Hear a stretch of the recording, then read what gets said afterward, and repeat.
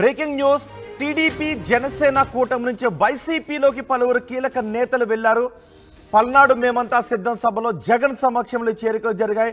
పోతిన మహేష్, మాజీ ఎమ్మెల్యేలు ఆర్ రమేష్ కుమార్ రెడ్డి, పాముల రాజేశ్వరికి కండువా కప్పి పార్టీలోకి ఆహ్వానించారు జగన్. జనసేన నుంచి విజయవాడ వెస్ట్ టికెట్ ఆశించారు పోతిన మహేష్. పొత్తులో భాగంగా ఆ సీట్ను బీజేపీకి కేటాయించడంతో మహేష్ తీవ్ర మనస్తాపానికి గురయ్యారు. ఆయన పార్టీ పైన, పవన్ కళ్యాణ్ పైన తీవ్ర విమర్శలు చేశారు. ఇటు రాయచోటి టీడీపీలో కీలకంగా ఉన్న మాజీ ఎమ్మెల్యే ఆర్ రమేష్ కుమార్ రెడ్డి జగన్ సమక్షంలో వైసీపీలో చేరారు. మరోవైపు పి గన్నవరం జనసేనలో కీలకంగా ఉన్న మాజీ ఎమ్మెల్యే పాముల రాజేశ్వరి కూడా వైసీపీలో చేరారు. పార్టీల తీరుపై తీవ్ర అసంతృప్తితో జగన్ సమక్షంలో వైసీపీలో చేరారు టీడీపీ జనసేనకు చెందిన నాయకులు. సో ఈ పరిణామం ఏ విధంగా ఉండే అవకాశం ఉంటుందన్న దానిపై పెద్ద ఎత్తున చర్చ జరుగుతోంది. మా ప్రతినిధి కృష్ణమోహన్తో మాట్లాడదాం. కృష్ణమోహన్, పార్టీపై విమర్శలు చేశారు. పోతిన మహేష్ టికెట్ ఇవ్వకపోవడంతో ఆయన వైసీపీ కండువా కప్పుకున్నారు. ఇటు పాముల రాజేశ్వరి వైసీపీ కండువా కప్పుకున్నారు, అటు రమేష్ రెడ్డి కూడా టీడీపీ నుంచి వైసీపీ కండువా కప్పుకున్నారు. ఈ పరిణామాన్ని ఎలా చూడాలి? ఈ ప్రభావం ఆయా పార్టీలపై ఏ విధంగా ఉండే అవకాశం? ఎస్ సార్, ఖచ్చితంగా రోహిత్.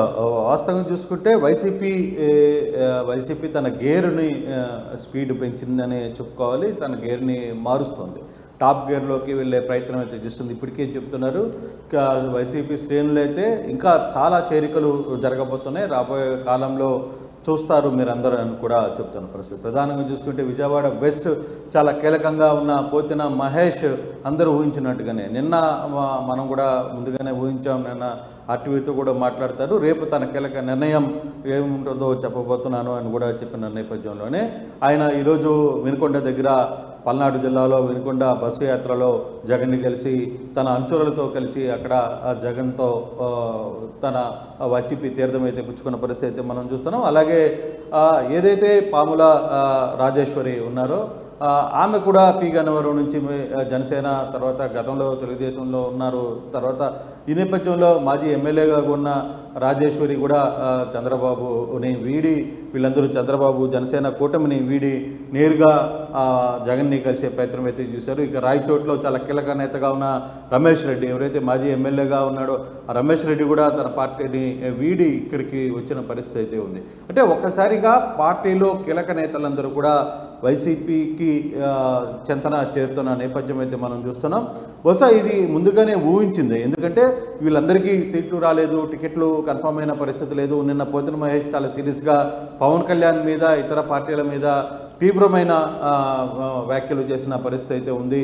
సో అప్పటికి అతనికి కొంత వైసీపీలో చేరతారనే ఒక సమాచారం అందరికీ తెలిసిన పరిస్థితి. తర్వాత రాజేశ్వరి విషయం కావచ్చు, రమేష్ రెడ్డి విషయం కూడా అక్కడ వాళ్ళకు కూడా సీట్లు దక్కని పరిస్థితుల్లో వాళ్ళు వైసీపీలోకి చేరిపోయిన పరిస్థితి చూస్తాం. అయితే రాయలసీమ కావచ్చు, లేకపోతే ఈస్ట్ గోదావరి, వెస్ట్ గోదావరి కావచ్చు, ఇట్లా విజయవాడ ప్రాంతాలు కావచ్చు, 3 ప్రాంతాల్లో కీలకమైన నేతలు అంటే ఆయా నియోజకవర్గాలలో వెస్ట్లో పోతిన మహేష్ తన సత్తా చాటగలడు, తన ప్రభావం అయితే కొంతమేరకు చూపించే ప్రయత్నం అయితే చేయగలడు.